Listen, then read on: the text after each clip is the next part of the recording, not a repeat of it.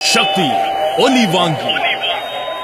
இரண்டாம் எலிசபெத் மகாராணி 1926 ஏப்ரல் மாதம் ஐக்கிய ராஜ்யத்தில் பிறந்தவர். 16 இறையாண்மையுள்ள நாடுகளின் அரசியல் அமைப்பின்படி அரசியாக உள்ளார். 54 நாடுகளை கொண்ட பொதுநலவாய அமைப்பின் தலைவரும் இவரே.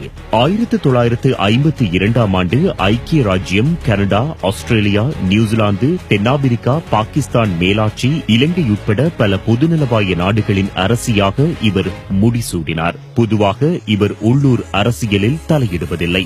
66 ஆண்டுகளாக அரசாட்சி புரியும் இவர் பிரித்தானியாவை ஆண்டவர்களிலே அதிக காலம் ஆட்சி புரிபவராக திகழ்கிறார். இரண்டாம் எலிசபெத் அவர்கள் லண்டனில் பிறந்து வீட்டிலேயே தன் கல்வியை கற்று முடித்தவர்.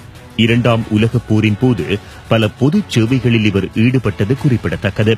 1947 எலிசபெத் அவர்கள் எடின்பரோ கோமகன் பிலிப்பை மணந்து கொண்டார். தனது நெருங்கிய குடும்பத்தினரால் இவர் லிலிபெர்த் என்று அழைக்கப்படுபவர். அரச குடும்பம் மற்றும் குடியரசு கொள்கைகளுக்காக ஊடகங்களில் அவ்வப்போது விமர்சிக்கப்பட்டாலும் இவரது ஆட்சிக்கு மக்களின் முழுமையான ஆதரவு இருந்து வருகிறது. உலகின் அதிக பிரபல்யமான அரச குடும்பத்தில் இருந்து பிரித்தானியாவை இன்றும் ஆட்சி செய்து வரும் இரண்டாம் எலிசபெத் மகாராணியின் குரலே இது.